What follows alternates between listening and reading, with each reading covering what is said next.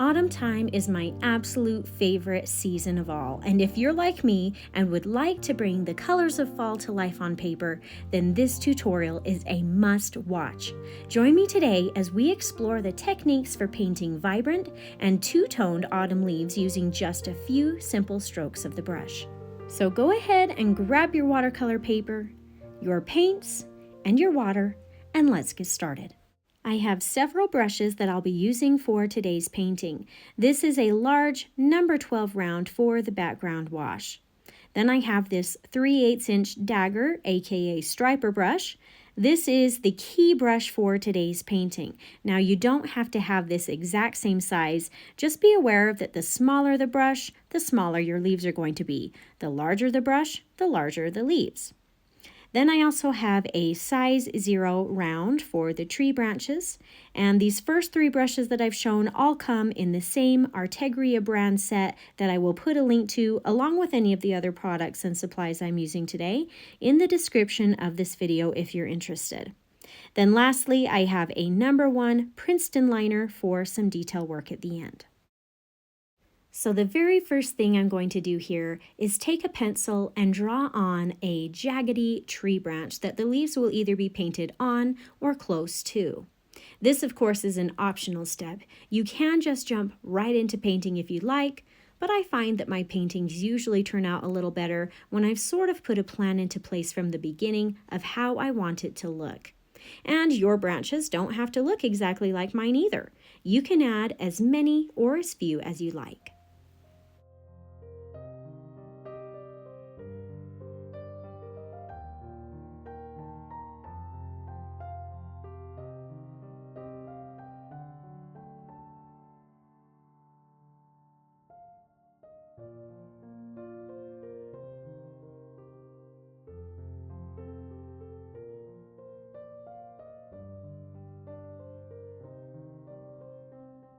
Now that my branch is drawn, I'm actually going to lighten up my pencil lines just a little bit.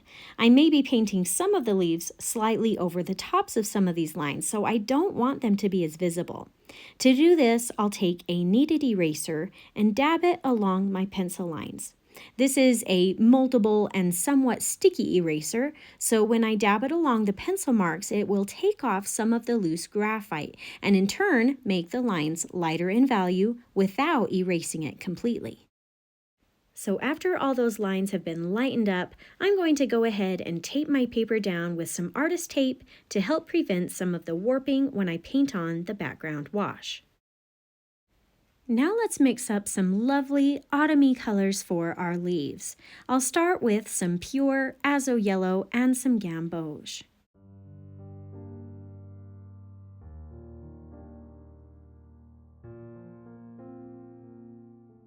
Then I'll take a little bit of gamboge and mix it with some cadmium orange and maybe even a touch of cadmium red for a nice orange-red color.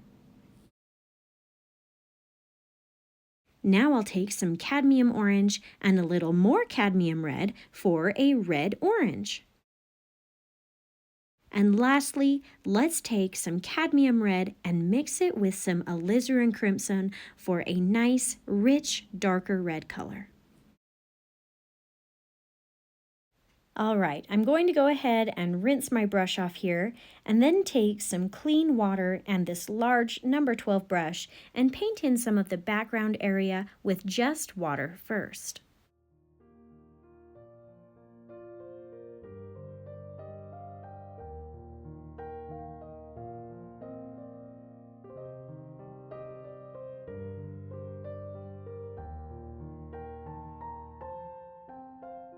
Next, I'll take a little bit of orange and maybe some yellow and start applying small amounts of that to the wet background, allowing the color to blend and spread.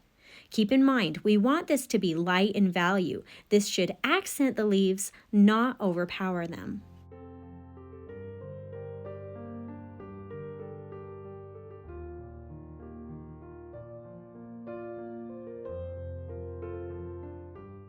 Now for a bit of extra fun, I'll take some of this orange and make a few splatters and splashes of color both in the wet area as well as some of the dry areas.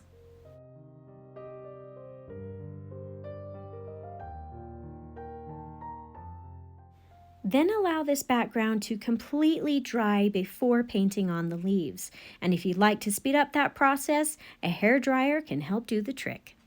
All right, let's switch over to the dagger brush now and get started on the two-toned leaves. So first I'll wet this down a little bit, and then I'll load it up with some Gamboge or Azo Yellow.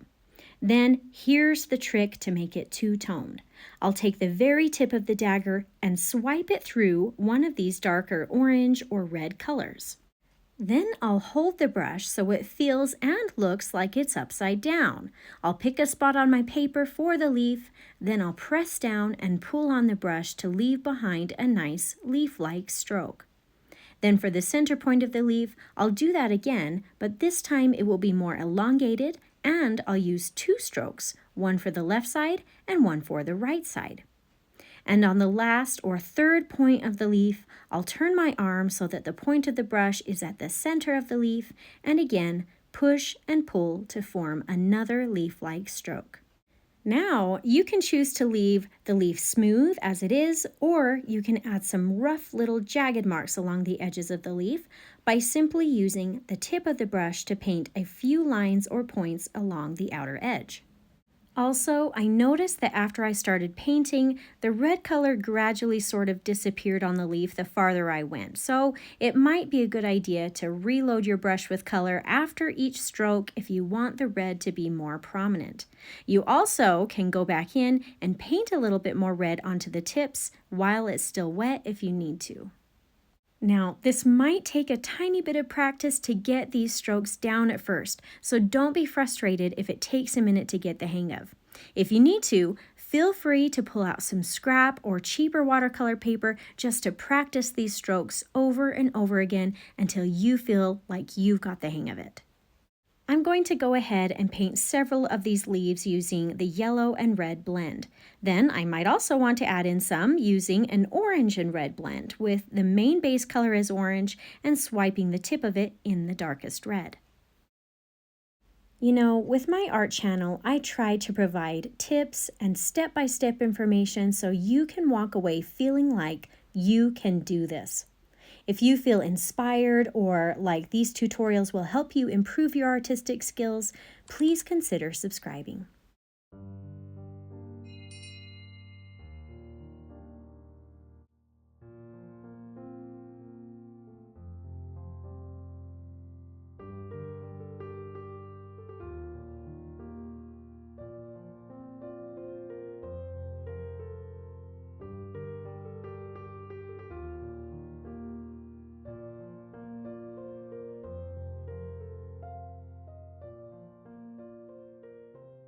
All right, now that I've got several of these yellow and orange leaves with red tips, I think I'll add in a few darker leaves to give my painting some variety.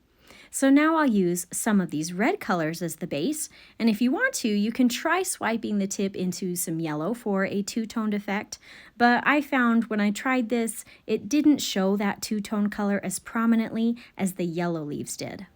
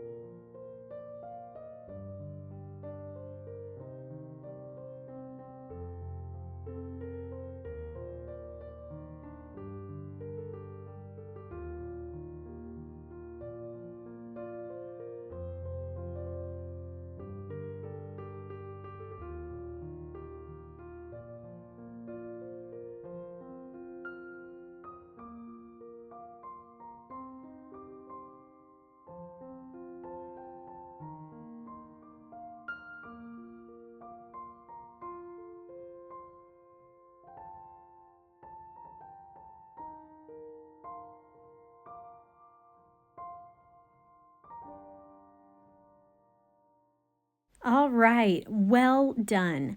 Let's move on now to painting the branches for these leaves.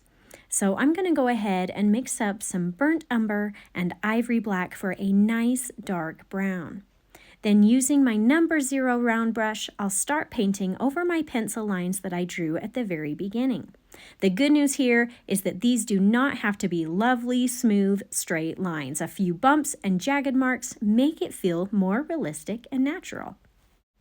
I also want to mention that the tendency when painting something like this is often to paint the branches first before the leaves.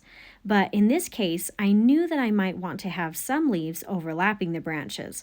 So now, because I waited on the branches, I can sort of paint these lines around the leaves that overlap, creating some subtle depth to my painting.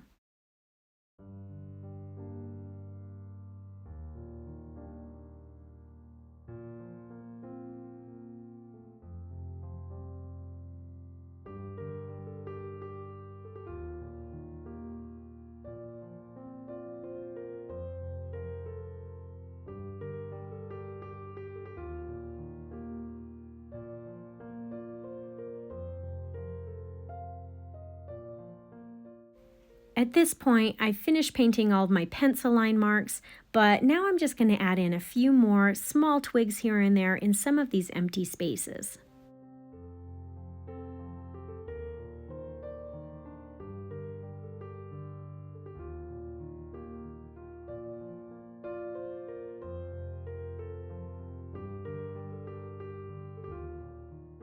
All right, we are almost done. It's now time for some of the detail work. So let's switch over to the Princeton liner brush and lighten up this brown color a little bit with some of this red.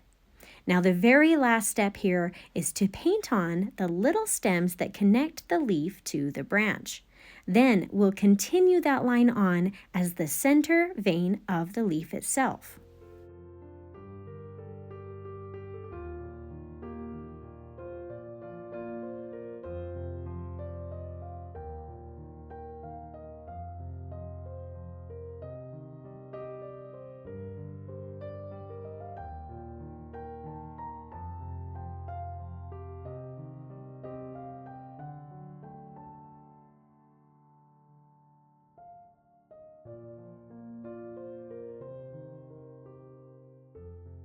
Now, if you'd like, you can take the details one step further and paint in some more smaller vein lines along the leaf.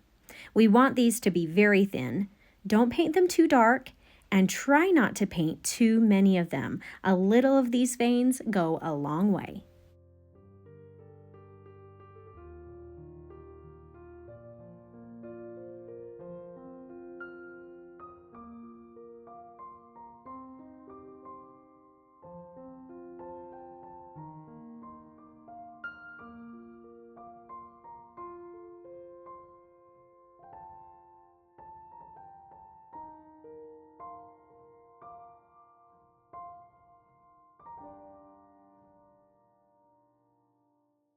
And here is your beautiful and festive autumn time leaf painting. I hope you had some fun and maybe even learned something new.